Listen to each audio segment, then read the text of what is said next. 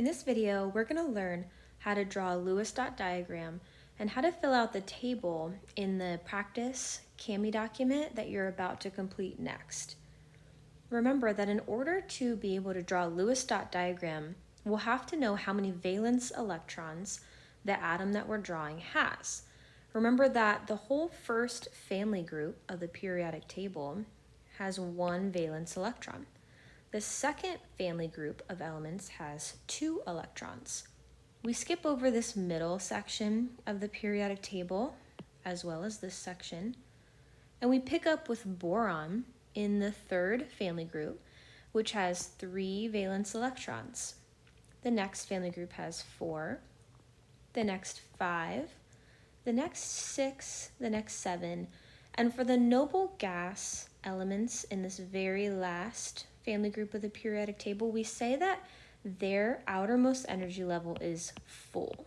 It's full because it has the maximum number of valence electrons that energy level can hold. For helium, this is 2 valence electrons, and we call that a duet of electrons. For neon and all of the other noble gases, they have 8 valence electrons in their outermost energy level, and we call this an octet of electrons. Now that we've recapped how to determine the number of valence electrons for an atom, let's look at our first example for a Lewis dot diagram. Let's take nitrogen. According to nitrogen's location on the periodic table, it has 5 valence electrons, and in a Lewis dot diagram, we show those valence electrons as dots. Now, the only rule that we have to keep in mind when we draw a Lewis dot diagram is that we will have an invisible box we have to imagine. I'm only drawing this invisible box for the first example, simply to explain the rule that goes along with this invisible box, but you will not draw this box after this first example.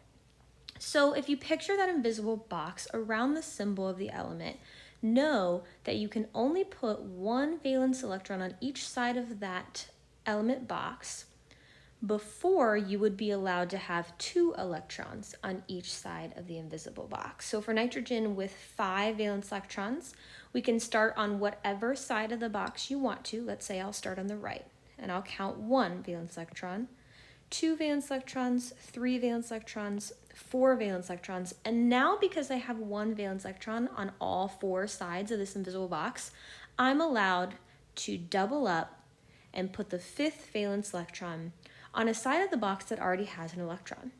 That means that I only have one side of the box with a pair of electrons, and all other sides of my box have just 1. Now remember, this is just an invisible box, so truly you wouldn't be able to see that. So our Lewis dot diagram will just look like this. Let's take oxygen as our next example.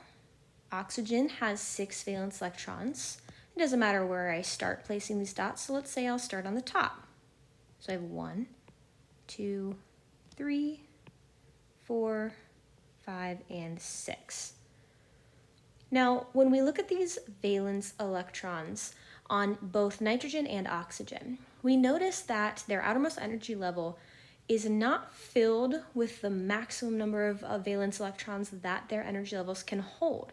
So this makes the atoms unstable. And the only way for these atoms to become stable is if they have the same number of electrons in their outermost energy level as the nearest noble gas. For both nitrogen and oxygen, the nearest noble gas to them is neon. Neon has 8 valence electrons in its outermost energy level. Like I said before, this is called an octet. So both nitrogen and oxygen want an octet of electrons because that will allow them to be stable. So for nitrogen, this means that it would need 1, 2, 3 more electrons. It would need to add 3 more electrons into its outermost energy level in order to be stable.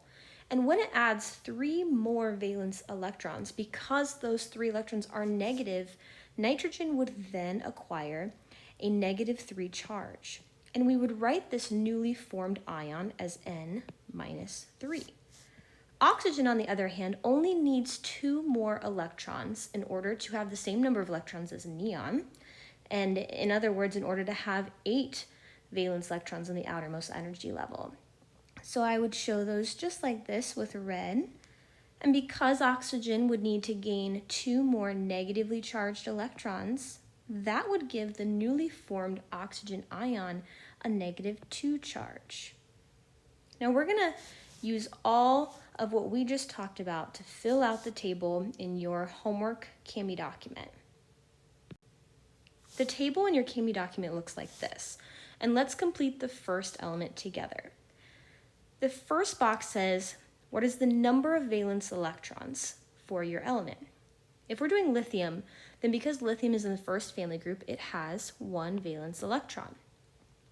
So we need to draw the dot structure next. So we'll put the symbol Li in the middle, and it only has 1 valence electron, so I'll just show 1 dot on one side of the invisible box. Will this atom gain or lose electrons? This is where we have to think, what is the nearest noble gas to lithium? The answer is helium, because that is only 1 electron away from lithium. So lithium would have to lose the 1 valence electron that it has in order to have the same number of electrons as helium. And the next box says, how many electrons will it gain or lose? Well, we just said it would need to lose 1. What will the ion charge be? Now, in the 2 examples before with nitrogen and oxygen, we learned that when an atom gains electrons, it takes on a negative charge. So when an atom loses electrons, it acquires a positive charge. So lithium's new charge, once it becomes an ion, is a +1. Again, think about the number of protons compared to the number of electrons that it has. Lithium always has 3 protons. And now that it's lost 1 valence electron, it has 2 electrons left. So 3 protons and 2 electrons means it has 1 more positive proton than the number of electrons, and that gives it a +1 charge. And the ion that's formed will be Li, and then you simply put the charge that it now has in the top right-hand corner.